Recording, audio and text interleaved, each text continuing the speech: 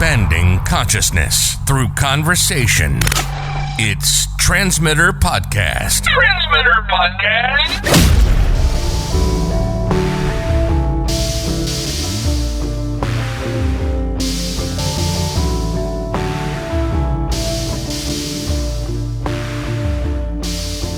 All right. I'm here, of course, with Michael Reardon of Revan Concepts. Your website is revanconcepts.com, which is never spelled backward. Yes.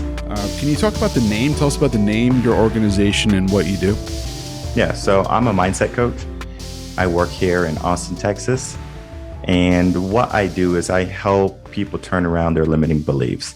And the name never is turning around your limiting beliefs. Before I started my own business, I was a school teacher.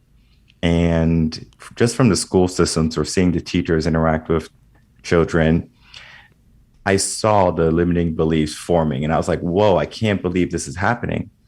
And what that leads to is going to be teenagers, young adults, and then eventually adults in the workforce who have limiting beliefs, who believe that they can't go after anything more, who believe that success is limited.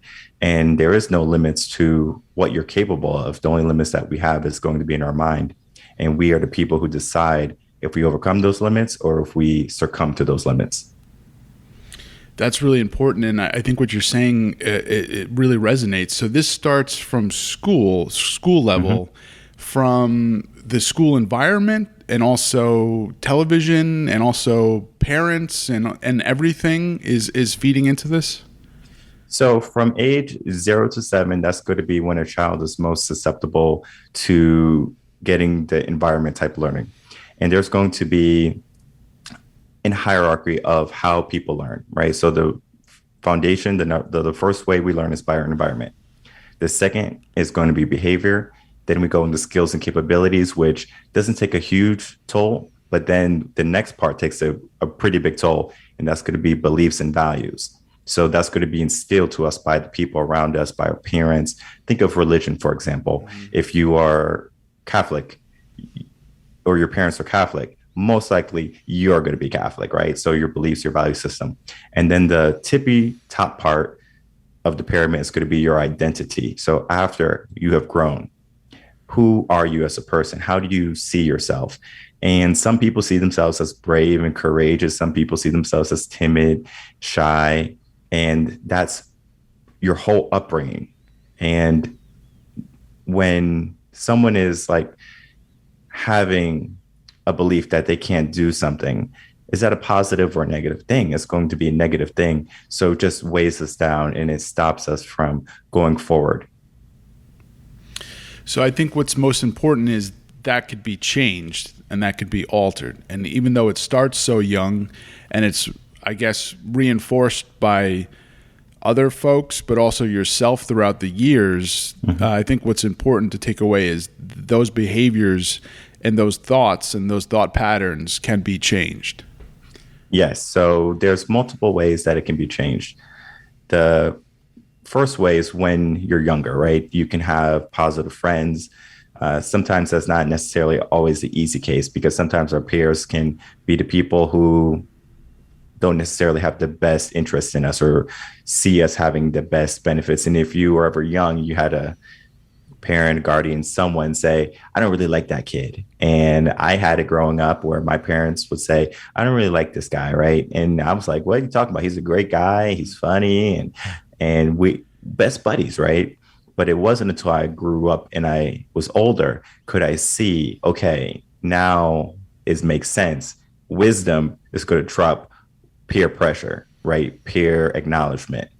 And though he was popular, he was a good guy, where he was going in his life was different than where I want to be in my life. So parents are going to be the final battle line for if their children are going to succumb to limiting beliefs or if they're going to be able to break through them easily. And parents are busy, right? We live in a society where both parents have to work to create the income for the family. So mom's at work, dad's at work. Well, who's watching kids, right? Maybe grandma. maybe after school programs. But then at the same time, now the kid gets back from school, parents are tired. So everyone sits on the sofa, watches some Netflix, and they ask their kid, how was school? It was good. Okay, cool. Great. They get the report card. They got a B, they got an A. Good enough for me. But they don't ask them the real questions. What challenges are you facing? And as long as children have challenges that they're able to just throw in a corner or to ignore, later on, it's going to catch up to them. And that's what's happening in our society right now. And how exacerbated is that if you have parents that also give you negative feedback? I mean, some people have abusive parents. I had a situation growing up where, I didn't get positive feedback a lot, and that could be detrimental. And then you have to work your way out of that too. So you have, extra sort of garbage to offload. Right. So going back to our pyramid, right? We have our environment and our behavior. There's a story of two boys growing up with a alcoholic father, and the father was alcoholic, and he would go to work his 9 to 5. He had a stay-at-home wife, and whenever he came home, he would drink, and he would yell at the wife and always, be very mean to her. Now, as the boys grew up, there was one boy who followed in his father's footsteps. He was able to see him drink. He's like, oh, I guess that's how I have to act. See him yelling at his wife. I guess that's how I have to act. And when he was asked later on in life, the young boy, why are you this way? And he said, because I watched my father. Now we look at the other boy in the story. He's a successful business owner. He has a lovely family. He loves and cares for his wife. And in an interview, he was asked, well, how did you reach this level of success in your life? And he said, because I watched my father. There was two different outlooks. If I look at my environment and I say, I don't want this for myself, I can change that. Right. It's how I view it. If I see the behaviors as negative and I say, I don't want this, I can change it. And it's all about perspective. And I think the next question will be, well, how do we choose perspective? Like, how do we know which way to go? And that's going to be just by the personality of the person. Every child has a personality, whether we would like them to or not, because some are going to be heavy hitters, which I call the students who are going to give you the most problems. And these students are not bad by any means. I worked in special ed for 2 years, and they're just misunderstood. If you talk to them, if you work with them closely and you give them a chance, you have patience, you get to understand what's making this child tick, who they really are. And you do have to know different teaching methods and how to move people in a way where you're not offending them to want to resist you. They say, oh, this seems right, even though it goes against their natural instinct, right? I see my father doing this. I need to mimic my father versus, okay, I see Mr. Reardon, he's doing this. He's this type of person. My father's doing this. I kind of like how Mr. Reardon is doing it more than my father. So having good examples, because they get to choose at the end of the day if they don't have a perspective. I think that's absolutely true. My grandfather was an amazing man, and that's who I looked to as my sort of template of what qualities I wanted to emulate. And I think that's true. So having those, whether it's a teacher or someone else that you could look to and say, I want to be more like that. Exactly, is kind of leads you in a better direction. And you also had mentioned friends. I mean, when you're younger, your friends are kind of who lives next door. But as you get older, you could choose your friends. And how important is that, choosing the right group of friends? Oh, definitely. When you're younger, your friend base is going to be, your neighbors, is going to be the children in your classrooms. And of course, you're going to have different lifestyles, right? You might have someone who's dirt poor and they're coming into school with barely any food to eat. And that can be an opportunity for the child to learn gratitude, right? They can see, okay, well, this person doesn't have anything. Let me give them something because I have a little bit more. That's a possibility, right? When they hit middle school, though, that's when all the hormones start to go. And now they're operating on a pure hive mind. They need to conform to everyone. And when I taught middle school, I actually caught on very quickly that because I can use it to my advantage, because I understood how powerful peer pressure was versus my authority. Because even though I was a strong guy, I was in shape, and when I'm 6'4", so I'm tall. They see me, they're like, "Oh, we don't want to mess with this guy," but at the same time, they know the law. I can't touch them, so they are going to try you. But guess who can touch them? Their peers. And I'm not talking physically. I'm talking about mentally. They can say, "We're going to disown you if you don't listen." Right. So I would just make it very clear. We have this amount of work that needs to be done. And if we can get it done, maybe at the end of class, I'll give you 2-3 minutes where you can just talk to people. Right. Just have a second to breathe. Mm-hmm. And most of the time is always be quiet, be quiet, be quiet. And when they have now the freedom to have this 2-3 minutes, psychologically to them, that's everything. And so I will always say, if I can't get my lesson done today, then I can't give you that free time. And everyone's on board typically, but you always have that class clown. There's always a guy who wants to say, "Oh, you know what? Like, I don't care about 2-3 minutes. That's not even a long time." But to everyone else, that's everything, right? I get to talk to someone for 2 to 3 minutes. I could tell them about what happened last night or what just happened in the hallway, right? They can talk for free, and they don't have to worry about me hounding them. Of course, I have to observe and I have to make sure it doesn't get too loud, things like that. But if a student, like the class clown, for example, goes out and says, "Hey, I don't care about this 2 minutes," everyone in class will turn on this person and just like, "Be quiet. Like, what's wrong with you?" Right. And that has a bigger effect than if I said something to that student. Similar to how bullying is more powerful if a peer does it versus if an adult does it. So if I was bullying a kid, of course, the kid is going to be hurt, but it's going to be more powerful if another student do it. Now, if we look at our adulthood, where we have our friends from work, right? Our workplace, maybe from high school, we carried over a few friends. And we do have to pay attention to that, because if we're going to allow certain people in our life, we have to understand we are going to be relatively close to their income level, right? The people you hang around with are going to indicate your income level. So if you're hanging around with people who make $50,000, your income is going to be only a few $1,000s different from that. So if you want to live a certain lifestyle, you have to understand how much income you need to reach, and you need to associate with people around that income. Now, I'm not saying that if someone makes $50,000, you can't be cordial and friendly with them, mm-hmm. because that's not necessarily the case. It's who is your friend, who's an acquaintance, and understanding the difference. Because for a friend, you can go above and beyond, but when it's an acquaintance, you say, "Okay, if I'm able to make it, I will." It's a big difference between the two.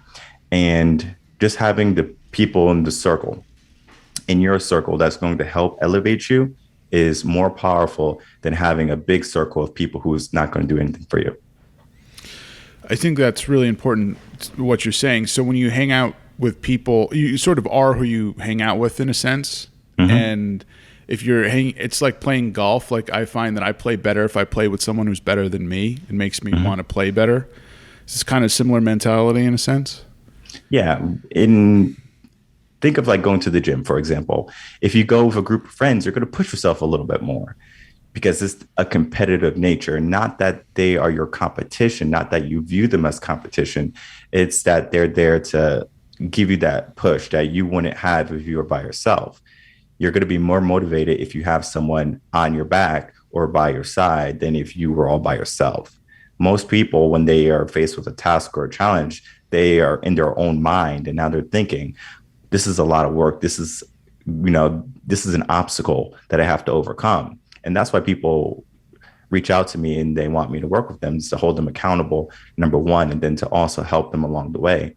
Because I always tell them, you can do it by yourself. You don't need me. You don't need to hire me. And they say, yeah, I understand that. But then I say the benefits that I bring, because the benefits are going to outweigh the cost of them investing in themselves. Because if they have tried to start a business, try to lose weight, try to fix their relationship, and nothing has worked, we have to change who they are. And I mean, you're much more than the knowledge that you bring and the expertise that you have is much more than a friend. But even just having a friend to push you along, like a gym buddy, to say when you don't feel like going to the gym, like, come on, let's go. We're gonna go. Like, get up off the couch. That does a lot. Sometimes you don't feel like getting off the couch. Mm-hmm. Yeah, just having someone there to push you, hold you accountable, is going to be so much stronger than if you just went golfing by yourself. In your example, if you just went golfing by yourself, you would work on a few things, I'm sure, right? You say, okay, I'm going to work on this hole. I'm going to work on this swing. I'm going to use this club instead of this club to see, test.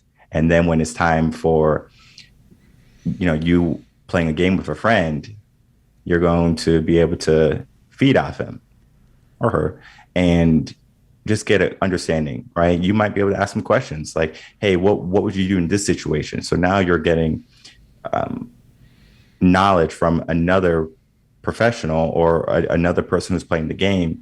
And then from there, you can grow, because you do want people around you that are going to help you grow, become better. So if you're playing golf with a friend and you're being more motivated, that's a good sign that that person is someone that you should hold on to, because they're making you better. Absolutely. And if you have friends, for example, that like to make money and that's what they talk about and they think about ways to make money, well, then, you're going to be part of that conversation, and together you'll be thinking about ways to make money and to improve your finances. Whatever that you're trying to improve. If you have somebody in your life you could kind of kick ideas around with and sort of motivate each other, that's a great thing. Mm-hmm. Definitely. You have on the website, society and future generations are under an onslaught of the mind. That's a pretty powerful sentence. Can you expand on that a little bit and what that means? Of course. So if we look at what teaching is going to be one teacher or a group of teachers, depending on the grade, working with a set of students, right? So a teacher doesn't have the privilege of just working with one student. Most of the time, you're going to have a class of 20 to 30 students. And 20 is being generous. If you're dealing with, inner city, you might even have more than 30. Now, this teacher has to be very aware of who they're dealing with. Right? We have a classroom full of personalities, and each one of them are a blank canvas. I can paint whatever I want on this canvas. And for me, I have rules. When I was a teacher, I still have rules as I am for a coach. I don't help people unless I can lift them up, right? My goal is not to push people down, right? To belittle people. And for teachers, it can be stressful some days, especially when you're overwhelmed with curriculum and you're overwhelmed with students and parents and principals and administration. It's a lot of work.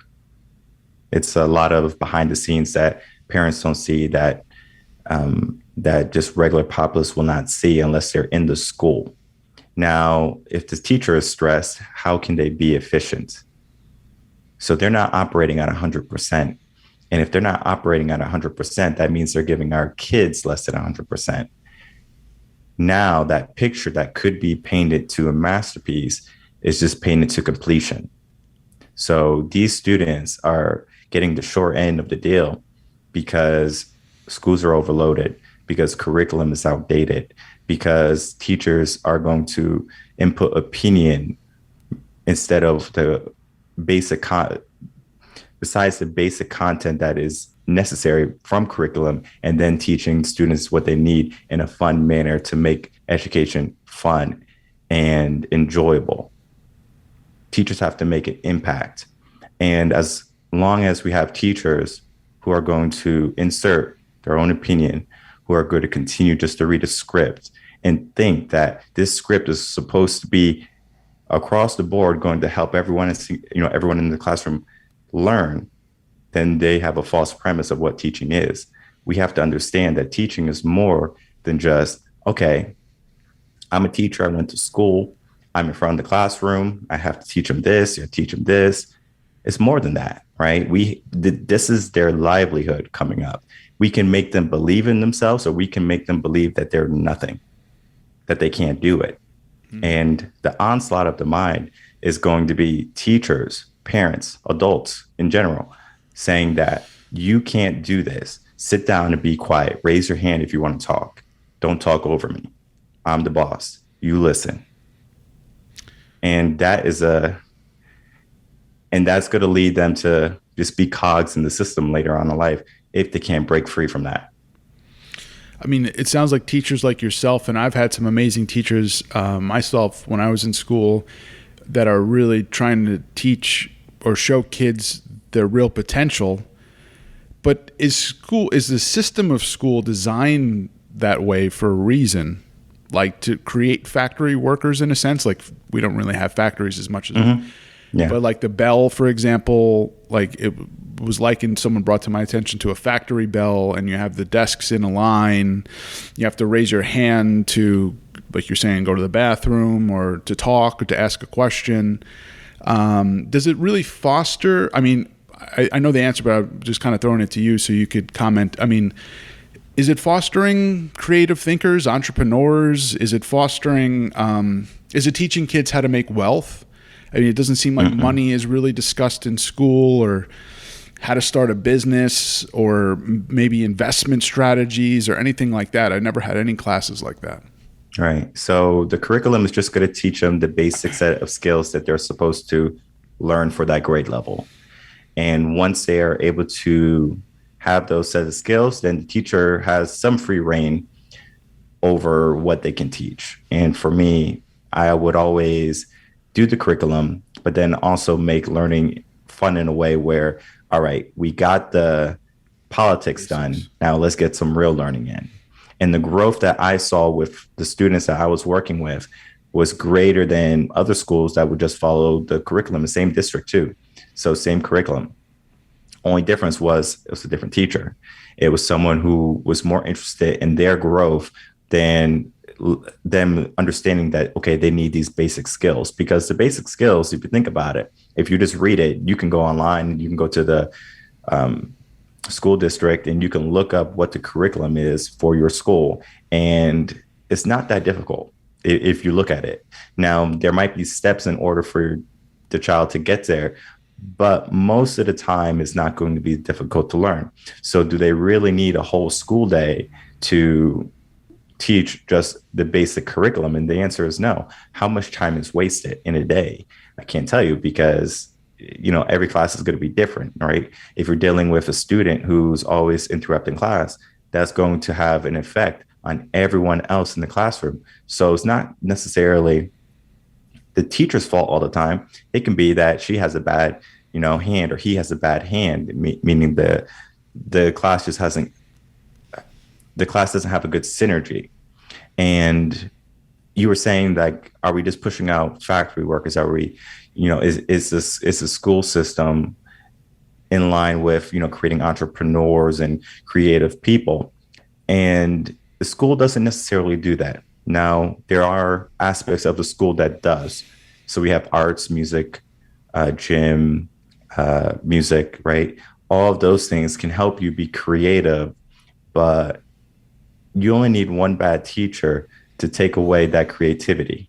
For example, let's say you went to music class, you have a song in your mind, you're singing the song and it's great and you're loving and you're dancing, you're a kinesthetic type of learner.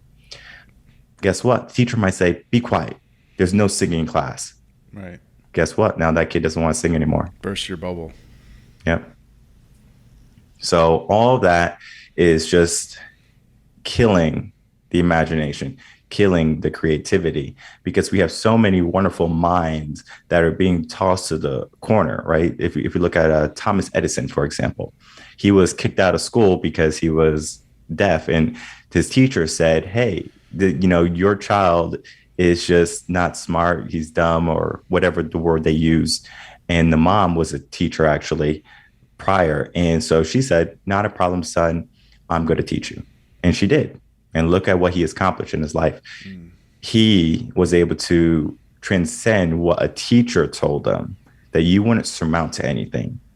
And the never thing, this was when I was a swim coach, and there was a teacher who was a swim coach, and she had a student she couldn't do the lesson for. And so she told me, like, as I was beginning the lesson, that he's afraid of the deep end. And I was like, okay, what does that mean to me, right? And he can't do it, right? He's just too nervous. I was like, okay. It took me 30 minutes, right? And that was a long 30 minutes for me because that was 100% nonstop.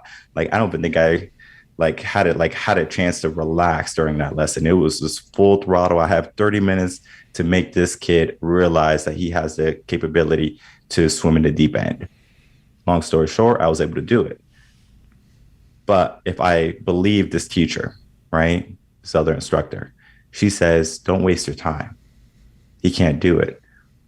Imagine if one teacher told the next teacher, hey, we try to do this with this kid. He just can't do it. Just forego it. Do something different. The other teacher says, okay, great. I understand. And he doesn't teach the kid.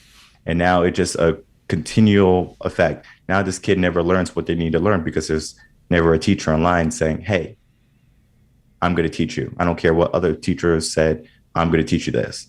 And we have adults that are reaching adulthood, going into society, and they don't have the skills necessary to be successful. And one of the walls, right, is that idea of you can't do it. You can't swim in the deep end, which stops you from succeeding even before you start. Just to have this hindrance of I can't do it without even really trying. Definitely. And that's everywhere, though. That's just not swimming, right? It's not just school. Look at, Wall Street, for example. If you don't put in this many hours, or if you're not this committed, then you're not really interested in your success. So they use a negative type of terminology or negative phrases to try to ignite people. But what that typically does is cause people to regress and to not really push themselves. So when people quit insurance jobs or money jobs or just, your Fortune 500 jobs, it's because they believe that they can't do it. So all in all, when people are in jobs and they want to progress, but they don't know how, then that's when they have to start to realize, all right, well, I need to understand what obstacles I have in my mind, what obstacles were created in my life, and then to start to knock those down. Because if you believe you're not going to get the promotion, then most likely you're not going to get it. Because a little bit of law of attraction in the sense, but I don't necessarily go down that road. It's just, if you understand your value, your worth, you're going to fight for it more so than if someone says, well, it'll be nice if I get promoted. It's a big difference between the two. One, I'm doing work. One, I'm wishing and I'm hoping. And that's the same, like, 'cause you're saying people behave or react differently to different types of supervision, right? Like well, first I just wanted to say I'm a journalist, but I was a journalist because I had a teacher who gave me a book on writing well and said, I think you're a good writer. You should pursue this. I don't know if I would have done that if I didn't get that book from that teacher. So that teacher told me that I could do it, basically, and made me believe in myself that I could do it. And then in that profession, the second part I just wanted to touch on quickly is I've had editors who have been really supportive and want me to be creative and showcase what I could do. And I've had editors who've been really strict and like berating, and just sort of mean, really. And I guess that works for maybe some people. Like if you light a fire under them with, like a tirade, they'll work harder. I'm not that way. I work better when in a like a sort of a nurturing environment, or if I'm left to my own devices and then just given some, constructive criticism. I had one situation just quickly with an editor sitting right, like literally behind me. So he was like staring at my desk, and he was just a real tyrant, and it was just like I had to quit. I was there for like 3 months. I just couldn't do it. But so how much is that how much is it the person versus the environment, or can you overcome any environment with the right mindset? You can come over any obstacle, any environment with the right mindset. You do have to understand where you are, though. most people don't even realize where they are, because if they don't understand where they are, how can they determine where they want to be? Think of a map, for example. If you have a map and you say you're lost in the forest, right? You have to know where you are on the map so you can figure out where you want to be. Most people are like, well, I have a map, but I don't know where I am. And they just stay at that point. So they stay lost forever. So if you don't like your environment, change it.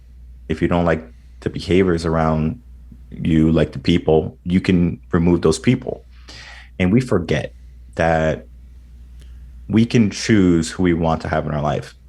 We continually build bridges, right? Friendships, jobs, opportunities, skills. But we have the power to burn those bridges, because in the sense, we built all the bridges that are around us, right? We were required to build anything that is going to be associated with another person, right? Because someone who just comes to you and says, hey, I want to be your friend, you don't talk to them, no bridge is built. You have to start that relationship with that person, have that conversation. So if you are talking to someone and they're negative and they're not, helping you up, saying, to say optimistic standpoint, we can say, you know what, I don't like this person, burn the bridge. We live in a society where people want everyone to like them, right? We want everyone to like you. Everyone must like each other. And if someone doesn't like me, I need to figure out why. And then I need to try to make them like me. Now, this is going to be more of a high school way of thinking, right? So we're thinking with our teen mind versus our adult mind, but that carries over mostly into our early years of career. And sometimes it even goes up into your 30s, where we want people to like us. And then if we have a set of group of friends that we've had for many years, we want them to like us. For me, if there's a bridge that I don't like anymore, I'm burning it. That's just my mindset, because I understand that having that bridge there is going to be more detrimental to me if I keep it there. So I have to choose the paths that I'm allowing. And for people who want to keep every bridge, it's going to be a lot of work to maintain them. It kind of goes to the old adage where people say don't burn bridges, but in this case, I think it makes sense, because like you're saying, if you have all these bridges and you keep putting yourself in situations that are not leading to your advancement, and also maybe hurting you in some way, either psychologically, most likely psychologically though, I mean, you have the choice to say, no, I don't want to go there. I don't want to put myself in that situation. Yeah, definitely. And this is going to be definitely talking about friends more than your mindset, because your mindset is just going to be who you are. But your friends have a big impact on that too, because they're going to say, hey man, come out, let's just go out, have a drink on Friday. And you might say, you know what, I would like to go out and have a drink on Friday, but I'm writing my book and I want to make sure I can get my book done by a certain date. So I'm using Friday nights to write my book. And they say, come on, don't be, like a Sour Patch. And then you eventually say, okay, let's go. We'll have a drink. And before you know it, you have 1 drink, 2 drinks, and you're coming home drunk. Now, the morning after, you're useless. You're hungover. Right. And you waste not only your Friday night, but you waste your Saturday too. Yep. And a few things could be happening. Maybe you don't want to lose that friend. Maybe you were procrastinating on the book and you're just looking for an excuse to get out. There's multiple areas that we have to look at, but those are going to be your 2 primary ones. And because if you really wanted to do the book, you would have said, no, I don't want to go out. I'm going to write my book. Right. So if you say that you're going out, it's between 1 to 2. Now, if you are procrastinating, it's a mindset.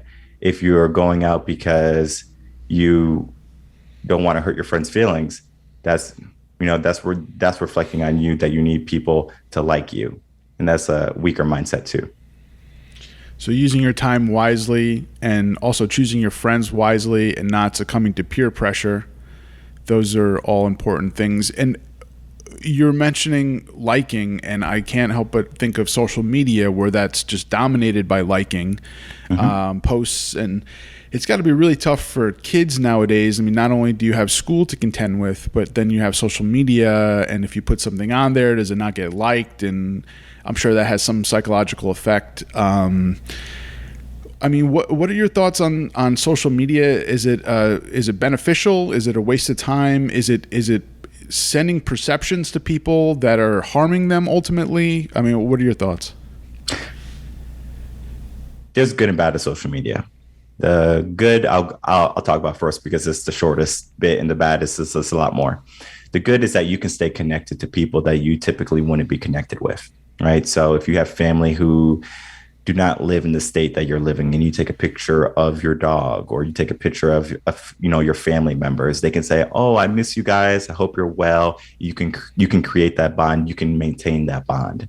That's beneficial for social media. Now, when we look at social media for teens, adults, when we post a picture, when we post a tweet or whatever we post, we want some type of interaction with it. We want someone to like it. We want someone to share it. We want someone to comment and say something positive, to have a conversation. Because when we look at who we are as people, we are people who are afraid to be alone. People don't want to be alone and to deal with themselves. And the reasoning is because when they're alone, they have to look at their mind and they have to say, wow, I have to do this. I have to do that. I'm so busy. I'm so stressed. It's a way to escape. So we use social media as a way to escape, a way to procrastinate. That's why we can go to TikTok or YouTube and we can endlessly scroll. And we're just looking for a connection. We're just looking for something to ignite us, to make us feel like we belong. And many people have a hard time understanding that they're good the way they are right now. Now, can we be better? Of course, we can. I tell people all the time, if you come to me and you want to get a certain amount of, pounds off or, fitness goals, we can reach that, right? But understand where you are now is okay, but we can be better, right? So I don't put it in a negative premise. So when you take that picture and you post it on social media, you might get everyone saying, oh my God, you look great. And it's a good confidence boost. It's good motivation. We can use that momentum to keep pushing toward our goal. And then next time next month we do another picture, boom, everyone's like, you look even better. What are you doing? What foods you're eating? You're feeling good. You're feeling good. And then all of a sudden you lose even more weight. And everyone's like, you're too thin now. You're almost anorexic. Now it turned on us, right? We are doing what we're supposed to be. We had all this support, and all of a sudden now we have haters because now they see that we're making growth and progress in our life, and they see us going ahead and ahead and ahead, and they say, we don't want them to go too far. We want to keep them in control. We want to keep them in reach. So we're going to bring them back down. We're going to give them a negativity. You look anorexic. You don't look that good. I liked you better when you were bigger. Look what's happening with Adele. She looks amazing. But everyone in the world is saying she's lost too much weight and she shouldn't have done this. And this is all body image, right? Does Adele feel comfortable in her current body? Yes or no, right? That's the question she has to answer, not someone else. But yet we are so quick to put our words in someone's mouth and hope they say, yeah, you're right. So it's just a pool of negativity that is going to happen as the end result with social media. Is there a way, or do you have any advice for someone to have like a shield against that so they could be impervious to that? I mean, what is there something they could turn in their mind, a dial they could turn in their mind to, if someone throws some kind of negativity at them like that, they could shield it off? Yeah, so there's multiple ways. When I was a teacher, I had a saying, and I would always say, be careful, you almost hurt my feelings. And I said that as a reminder for myself to say that, wait, I'm in charge of my feelings. because at the end of the day, we're in charge of our thoughts, our feelings, and our actions. And though people can influence them, just because their influence has some effect on us initially doesn't mean we have to ruminate. It doesn't mean that it's going to be a lasting effect. So yeah, you can influence my thought for a second, like, interesting. Okay, I moved on already. Most people ruminate. Think of bullying. Someone says something about you, and all of a sudden, now I'm thinking about it all day. I'm coming home. I don't want to eat. Loop. Yeah. And in feeling, right? So someone made me feel a certain way. They made me feel like I was pointless, helpless. And now I'm starting to believe that, because if we recite it in our head enough, it becomes a belief. So think of like a mantra or an affirmation. I am strong. I am powerful. How much negativity comes in saying, I'm pointless. I'm no good. And it takes 3 positives to get rid of 1 negative.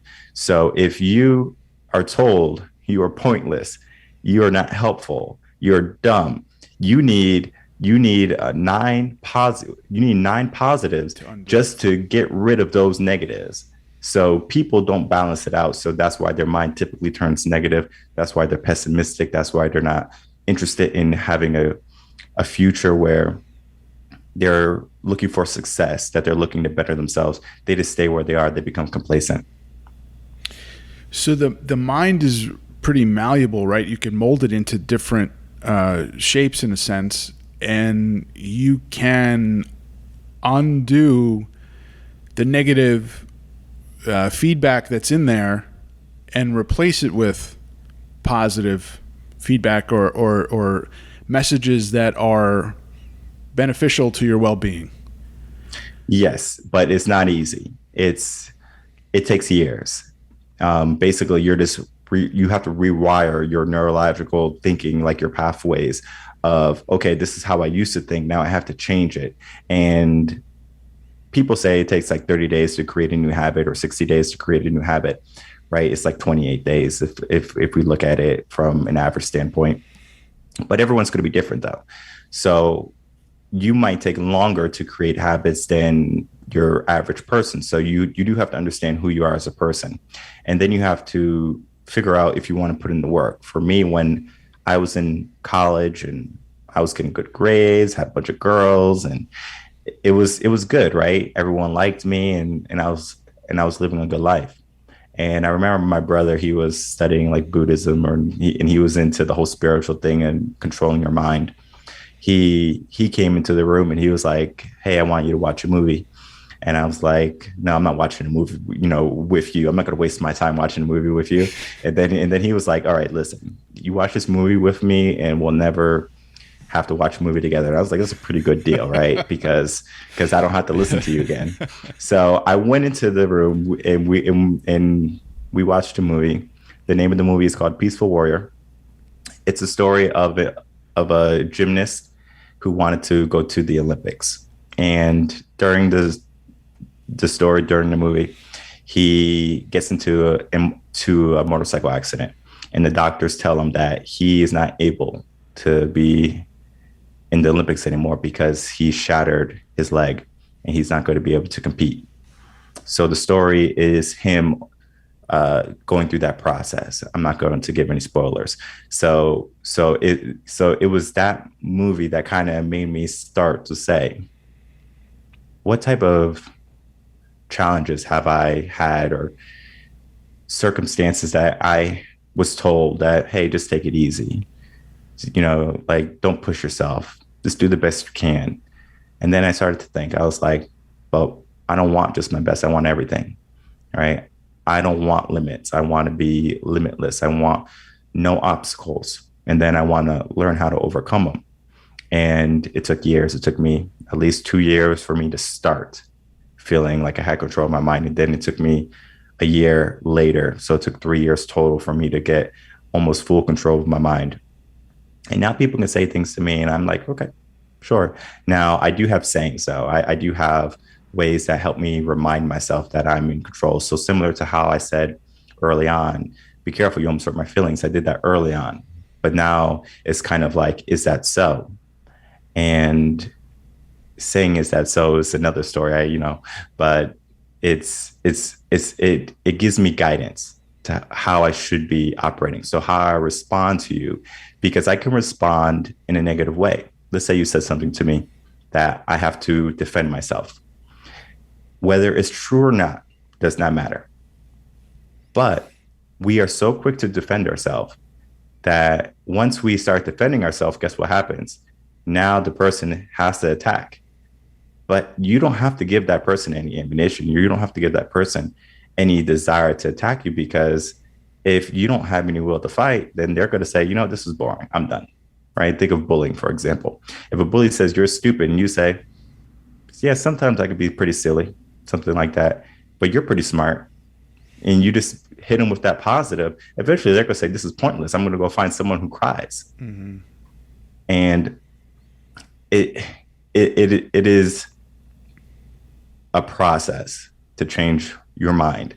It is a process to get over the fears, to get over the obstacles that we have built in our own mind, or, our fears, our bad habits. It's a process, and that process is trying. It's a lot of work.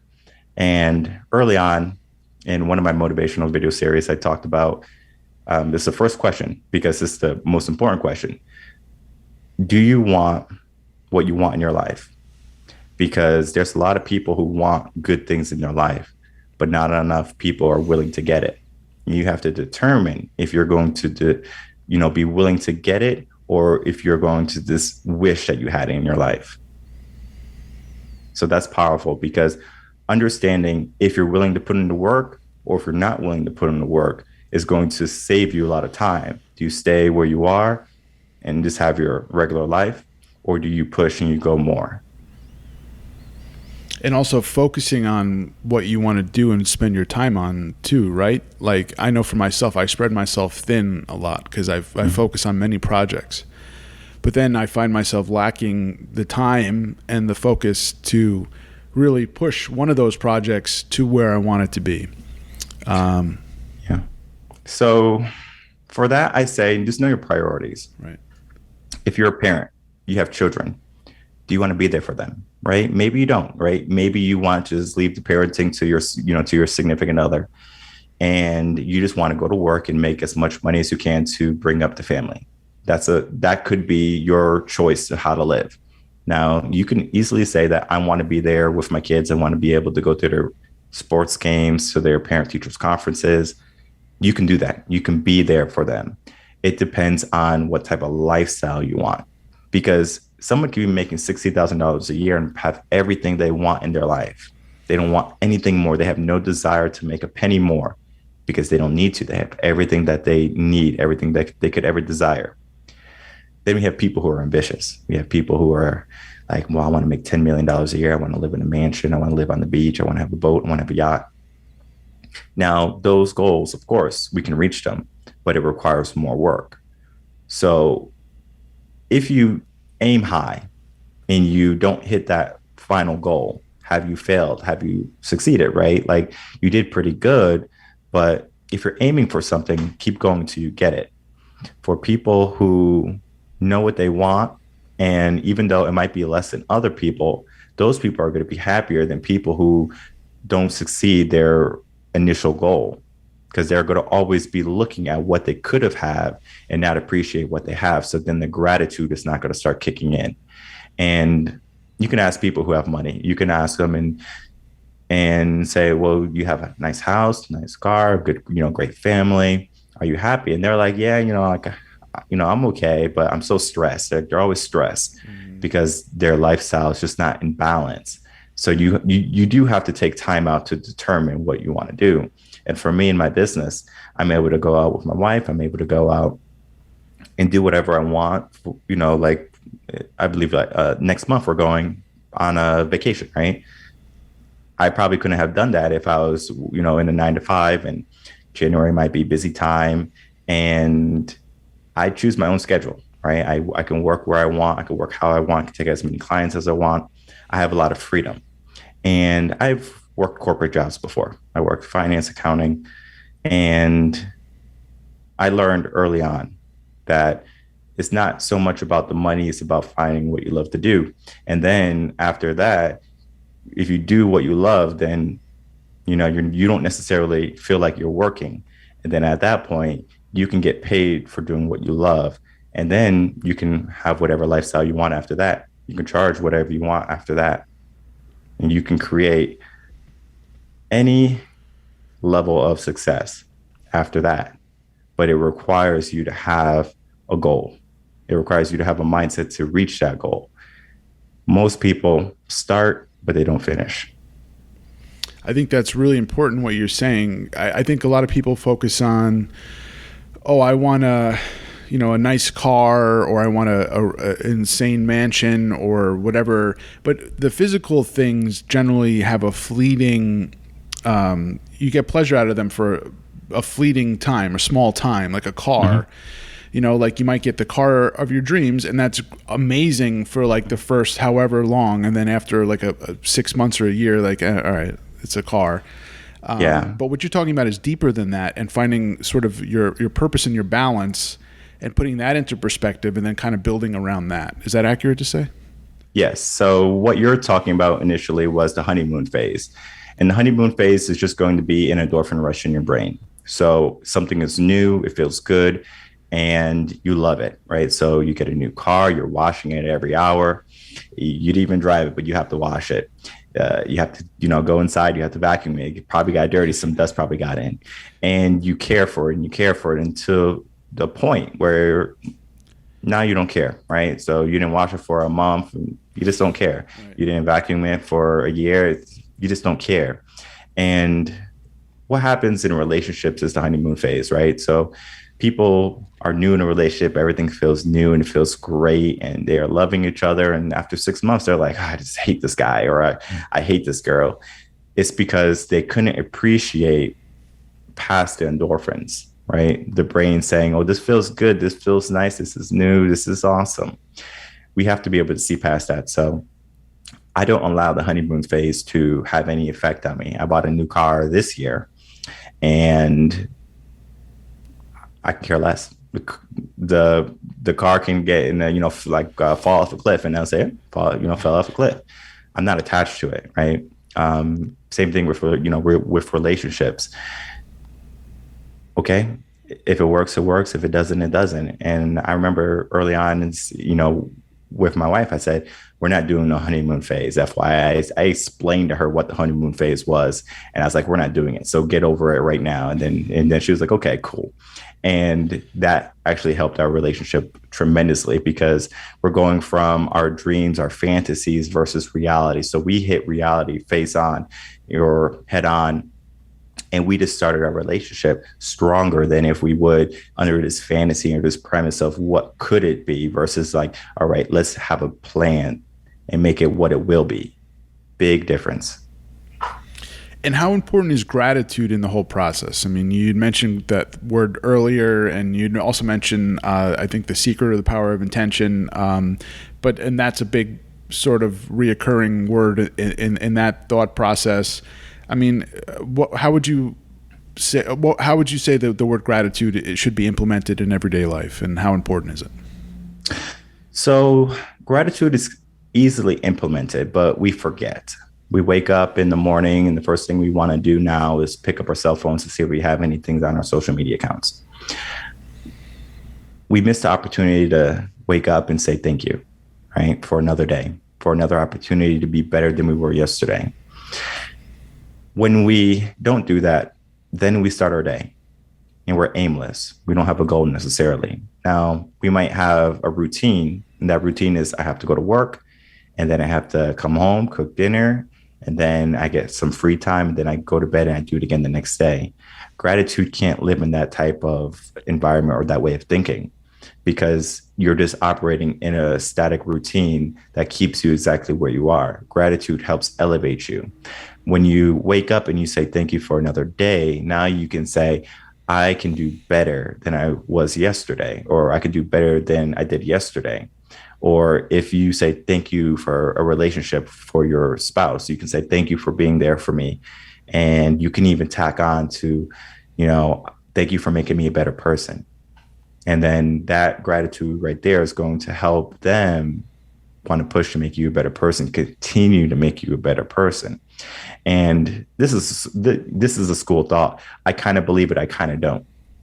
When we say that our spouse is supposed to be the person who lifts us up and pushes us forward, we only need one person in our life to believe in us.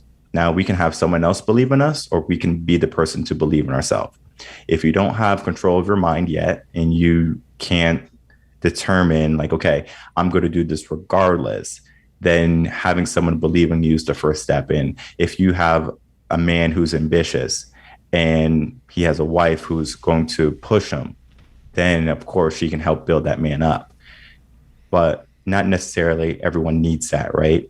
For me, whether I was by myself or if I was with a room full of amazing friends, I'm still going to do exactly what I was going to do. That's just my mindset. That's just my determination. And I learned that at an early age, right? Handle your business. And that was from my father. You know, it was, his way of thinking, handle your business. Like, it's not that hard. Just do what you're supposed to do. And then you can be thankful. And then you look back at your life.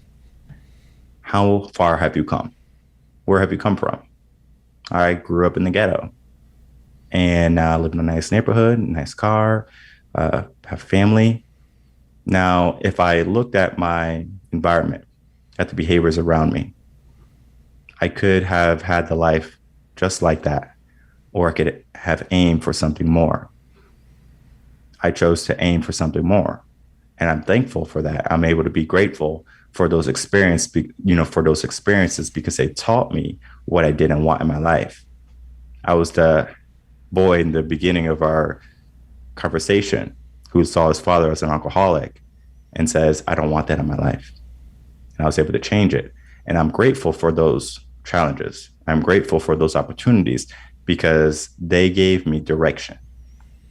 And if we don't have a direction to go in, I'm thankful for something, or this happened in my life, I'm going to change it. I'm thankful for that experience because it helped me change it. It's difficult to progress, right? Because gratitude is going to help us progress. And even if you reach high levels of success, you have an abundance of cash, you're not going to be fulfilled because you don't have anything to be grateful for. Now, you might say, okay, I'm grateful for my Lamborghini or my mansion and my, Playboy bunnies or whatever. You could be materialistic, or you can have something that can just, poof up and vanish, right? But what do you have that is not going to ever leave you, right? And that's going to be your way of thinking. So control that, be thankful for that, give. And if you can give in abundance, then you're going to receive in abundance too. I think it's so important what we're talking about, because I think there's a lot of people, especially young people, that could hear a conversation like this and help veer them on a path to extract themselves from whatever negative life situations that they're facing, and that for them to understand and realize they could overcome and rise above it. Mm-hmm. And it's so powerful, the work that you do in helping people do that. Yeah. And I mean, growing up, right? Grew up in the ghetto. I had friends, drug dealers, and, friends who didn't make it home because gang violence, things like that. Went to their funerals, everything. And it's tough, right? Because that could have been you, right? I hanged around them. I went out. I was a kid. Could have been me. And just having adults, mentors, people who can tell you a story about a situation, it wakes you up. It wakes you up. I remember I was at my grandmother's house one day, and a guy came over. He was a friend of my aunt, and he came over and he told me a story about how his son was just out with some friends. They were just out, and I guess they were at a drug deal gone bad. And so, guy pulls out a gun, starts firing.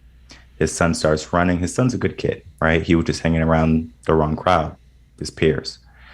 And so the kid, was running, and he had his friend there too. So his son gets shot in the back, and the other guy, his friend, falls. So the son covers his friend and tells his friend before he dies, blood loss and everything, don't move, just act like you're dead.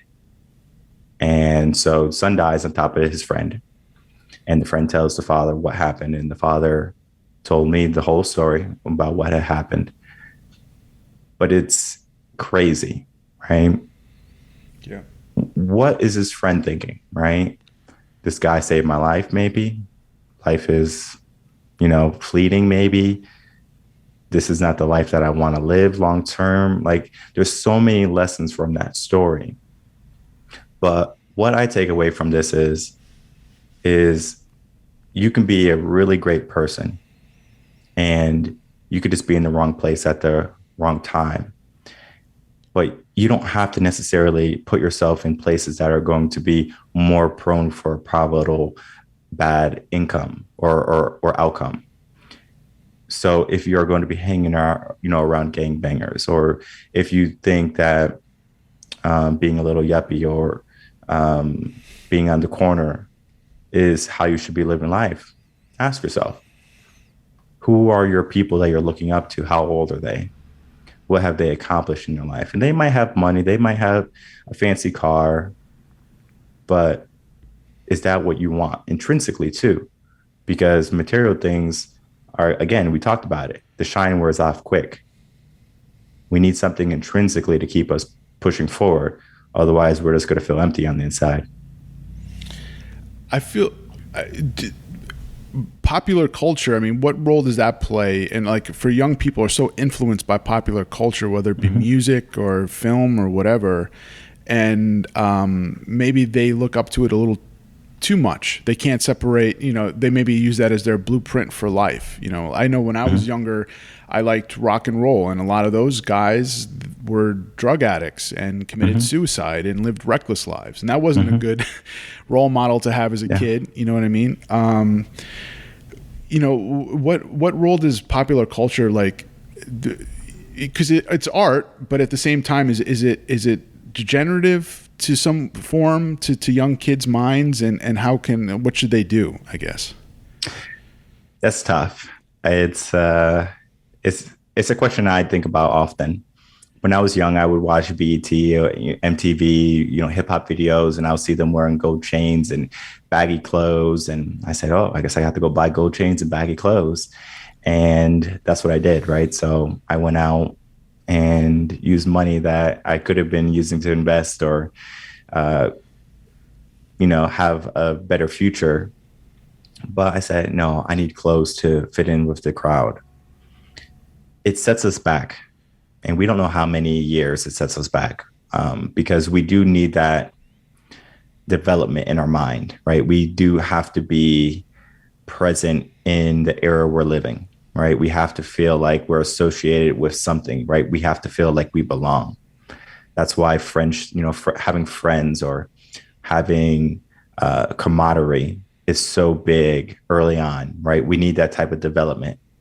There's a study of orphan babies who would receive a certain amount of care.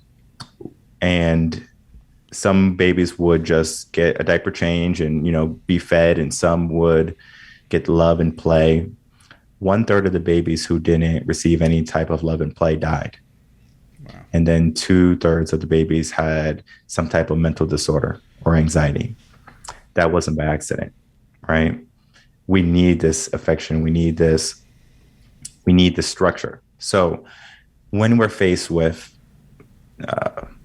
modern popular demand music and fashion, we need it. We need it to develop. Now, once we develop, we have to determine, okay, we had this, we experienced it, it was nice. Do we want to keep it? And so many people just go on to the next thing, and they never realize that they're just being looped in. They're being looped. So they're just in a rat race. So they're continually doing the new thing. That's why there's always a new trend on TikTok. That's why there's always going to be new fashion, new shoes. It's because these retailers, right, these outlets, they know that if it's not new, people are going to realize that they don't necessarily need it. So let's keep them needing. Let's keep them wanting. And they're never going to come up with the final answer of, wait, I don't really need this. And some people figure it out, but not enough, right? If we think of the majority of people, they just kind of keep in this loop, right? They just don't go after more. And so they spend thousands of dollars on a phone or a laptop, but they won't spend any money on their education. Right. They won't spend money on a workshop to learn about investing or to get a coach to help them with their challenges. They don't care because they don't understand. So they're just constantly in the loop, keep them blind. And as much as I would like to say that we don't need it, we do need it to develop, because we have to understand that it is not good, right? I had to understand that living a gangbanger lifestyle wasn't good because that was my environment, right? That was where I was. And I could have adapted that lifestyle. But then I said, no. And similar to now, we're looking at hip hop stars and movie stars, Hollywood, and we're like, ooh, she has a nice dress and she's so pretty and look at this makeup. I need to look like her. I need to be like him. I need to emulate this person. This person is my figure that I'm going to follow. And they might be a good role model, right? I'm not saying that everyone's a bad role model, right? They might be a great role model. But just because they're a good role model doesn't necessarily mean that that influence is going to stop with just that one person. Because if you're influenced by one person, what's stopping you from being influenced by a person who might not have as good of an impact on you, right? Think of listening to certain songs. They can be offensive. They can be demeaning. Think of, like, for example, how some rap songs talk about, some rap songs talk about women, right? Very derogative. Mm-hmm. We can think about that. We could say women are just this versus a woman is their own person. They could be whoever they want to be. They could be as strong, they could be as weak as they want. They choose, right? Not us. So we just have to understand that it's real, but how real we make it is going to be dependent on us. So that's really powerful what you're saying. So you need to have a foundation and be know who you are and keep that regardless of what influences you're taking in or music or whatever it is, culture you're absorbing. You still have to be yourself fundamentally. Mm-hmm. Yeah, use it as a foundation, use it as a stepping stone. Learn yourself, because people are not going to know that they don't like a certain genre unless they listen to it, right? If I say, what is the least favorite genre in the United States, what is it? It's a question if you can't answer it. The least favorite genre of music? Yeah. Polka music? Okay, yeah, polka or country, right? So people are going to say country most of the time. And the reason why they say that is because they don't take the time to listen to it, right? Now, if they listen to country and got an understanding of it, then they can say, I can appreciate this music. Similar to my mom, I went to school and I learned jazz guitar. And she didn't like jazz at all, but she went to my music shows and my senior recital, and I played nothing but jazz. And she liked it, right? And she heard jazz in the house. She heard jazz at this venue. And she even told me, she was like, I used to not like jazz, but she finally found a reason to like it, to appreciate it. So we do have to take what's around us, right? So we have pop music or hip hop music. We listen to it. We can like it, right?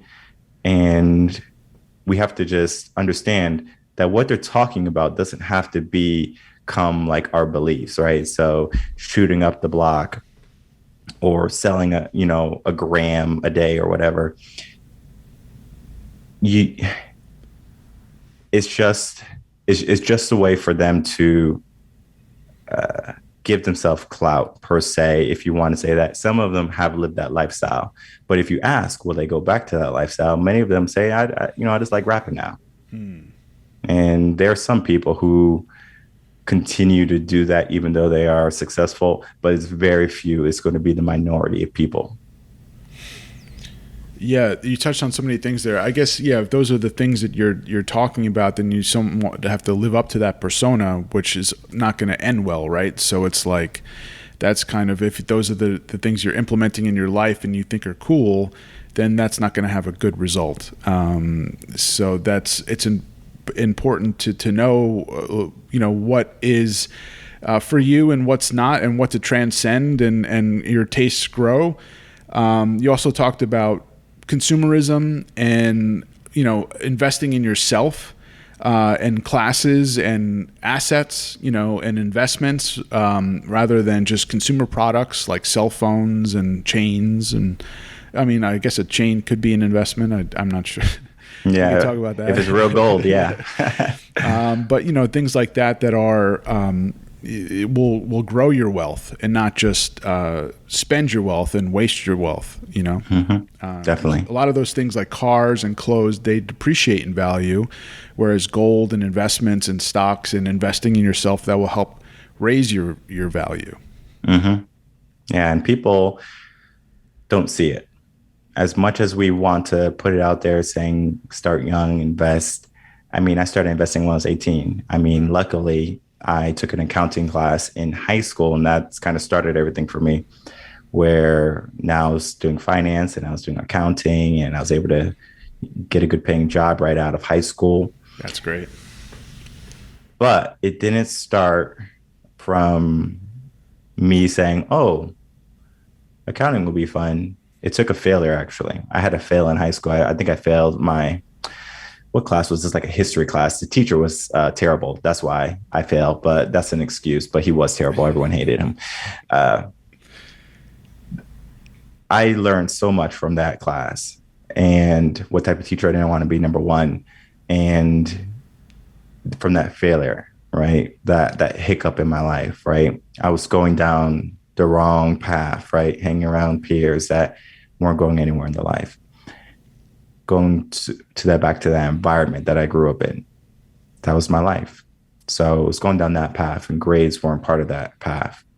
And I realized this is not what I want. So let me turn it around. So the next school year, I turn it around, of course, right? And I remember I had an interview, and they had to look at my grades, and they say, what happened on sophomore year? And I had to explain. I had to tell them. I say, I went down the wrong path that year, and I fixed it, though. You could see in my junior and my senior year grades, I fixed it. And they appreciated that more than me saying, yeah, I just didn't study. The teacher was bad. I took responsibility. I said, I went down the wrong path. I wasn't doing what I was supposed to do. And I paid for everything. I paid for my own summer school. I took the bus to school every single day, and I passed the class easy, right? I had a great teacher, and that experience was great for me because I went to private schools, and guess where the class was? It was at a public school. And this public school in the area was known for a lot of violence, gang violence, things like that. So just seeing that, right? You learn how to move in a room full of snakes, and just living in my environment, you become very comfortable with any type of person, right? So I'm not nervous around certain people. Doesn't matter if you're a gangbanger, doesn't matter if you're a politician, I'm going to move the same way because I'm confident in who I am and of my upbringing. But failure is going to be a great lesson, and it was a great lesson for me. It taught me that just because I failed doesn't mean I have to keep on failing. I can use this failure as a lesson. And from that point, then you could say, okay, where do I want to be? And that's powerful. That's great that your mind was at that point at 18, because I'm embarrassed at what I was doing when I was 18. It was not anything productive by any means. But also, what you're saying is so important because people go through adversities in their life, and while you're going through it, you're like, oh man, why is this happening? This is awful. What did I do to deserve this? Mm-hmm.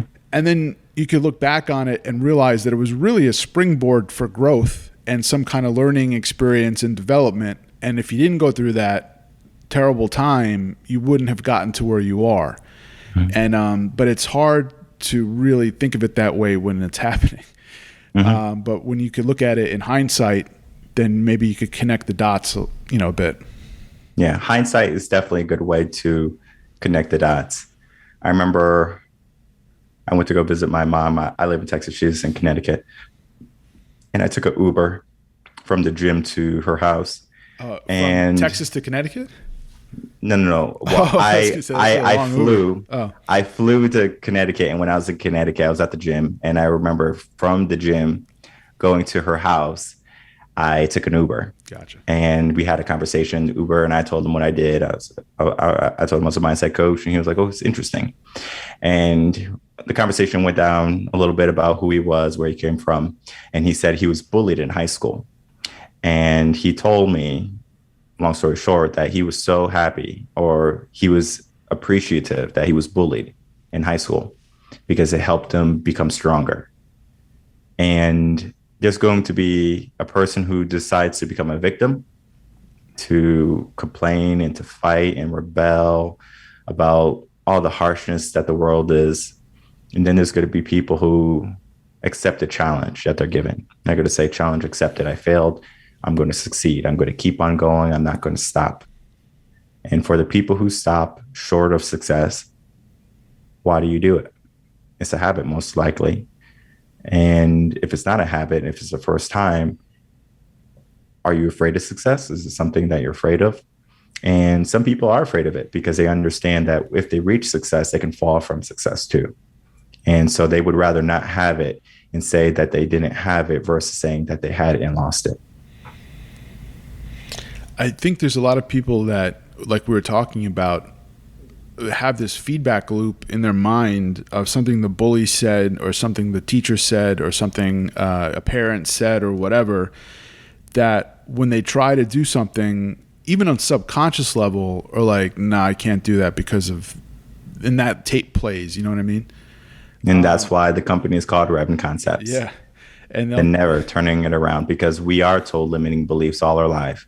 And we have to understand those limiting beliefs and turn them around, because if we do not turn them around, they're going to keep our life going in the wrong direction. So we need to turn them around, go in the right direction.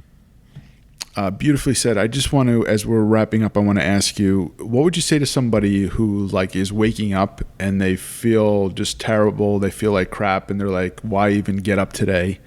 What can, what's the first thing, I guess, is the question that somebody should do, besides go to reverendconcepts.com and see, check out your service. Yeah, of course. But, what's kind of like the impetus to getting on the right track? Okay. So for me, I do self-assessment every morning. I give myself a percent. Am I at 100%? If I'm at 80%, et cetera, right? And if I'm not at 100%, I ask myself why. Did I not get enough sleep? Did I not eat nutritious foods the day before? Did I not work out the day before? Did I have some bad news come to me the day before? Whatever it be, right? I determine what that is, right? And if I'm at 80%, as an example, and let's say the day before I got some bad news that my dog died, and I just don't want to get out of bed. I'm depressed. My dog died. And I have to make a choice at this point. I have to say, okay, how can I get back to 100%? And you might say, buy another dog, but that's not the case. Don't buy another dog. Why are you afraid of loss, right? Like, are you afraid of death, right? Start to go down that rabbit hole, and then to start to associate things with how to get back to 100% and then to fix it. Because we can fix things like, I didn't go to bed early enough. You just say the next day I go to bed on time. I didn't eat a good meal. I don't have enough energy. I'm just going to go to, my grandma's house and I'm going to get some good eating. You can do that. But when it's something that you can't touch, right? Something that you can't fix, that is like a depression state, it is a process, right? Understand that that bad is going to lead to good, right? It's like yin and yang. You can't have the good without the bad, because the bad is going to let you appreciate the good times. So when you're waking up and you're not feeling 100%, you think it's pointless to push forward, think of how many people who are not waking up. They don't have that same opportunity that you do to complain and to not want to push forward. So you have that will to do it. You have that capability of doing it. So why not do it? And if you are at the point where your habits are in the way, you can easily fix those. So if you pick up your phone, hit the snooze button, pick up your phone. If you're on social media, stop that. But just to get up out of bed. Now, there is a rule. It takes 5 seconds for your brain to create a wall. You only have 5 seconds. If you give your brain more than 5 seconds to ruminate or think about something, you won't do it. Think of talking to a girl at the bar. If you give yourself more than 5 seconds, you're not going to talk to her. Psych yourself out. You're not going to do it. Right. Now, the same thing happens in the morning. If you wake up and you don't want to get out of bed because of whatever reason, you just have to count down from 5. I give myself 3 seconds. I go 3, 2, 1, and I get up. That's as simple as it has to be. Don't let your brain get in the way. Well, Michael Reardon, RevanConcepts.com. You talked about so many important things there in addition to what we talked about, which is health and fitness were two important things, and how important that is. And you need to have that in check in order to be at a peak operating capacity, right, in your body. You also have classes on relationships and career goals and all sorts of great resources and classes available on your website, RevanConcepts.com. Michael, is there anything you wanted to leave us with? I just want to thank you so much for having me as a guest, and it was a pleasure. It was speaking with you and your audience. We are in times right now to determine who we're going to be for the rest of our life, right? We're in challenging, difficult times. And with all the fear that's going on in the world and all the segregation happening and all the fear mongering, I want you to understand that you don't have to go down that path, right? You can go down any path that you want to go down. And just because you go down a path does not necessarily make your path the correct path. So if I'm going down a path, I'm not going to say, hey, everyone follow me, right? Because my path might not be for you. And that's fine, right? Accept that. I accept that. And your path doesn't have to necessarily work for everyone either. It just has to work for you. And the same thing is true with your opinion, your beliefs, your values. You're going to have a set of values, beliefs that are going to resonate with some people, and some people are going to not really find the same interest in. Just because someone has a difference doesn't mean that you can't be cordial, doesn't mean that you can't be friendly with these people. We have so much animosity for people who have different opinions and different beliefs. And we just have to structure ourselves back to understanding that we're one human race, that we want people to become better. We want to elevate people, leave them in better positions. But we're so concerned about ourselves. We're so concerned about our livelihoods that we don't necessarily worry about the next man until our needs are met. So yes, of course you have needs. Of course you have aspirations, but understand that someone else has aspirations too. Someone else has needs too. So to be, respectful to that too. Absolutely. So, yeah, we're all connected, right? And there's, not to get religious, or spiritual rather than religious, but there's something that animates all of us, that connects us all. And sometimes we get lost in the way our appearances or our whatever things that separate us, sexual identity or whatever, and we lose track of that we are really all connected. So I think that's beautiful what you just said. Thank you. Michael Reardon, RevanConcepts.com. This was an amazing interview, and I'm so glad it'll be the first one of the year. And thank you for doing it. All right. Thank you so much for having me. And if you ever need anything, you can always reach out to me. All right.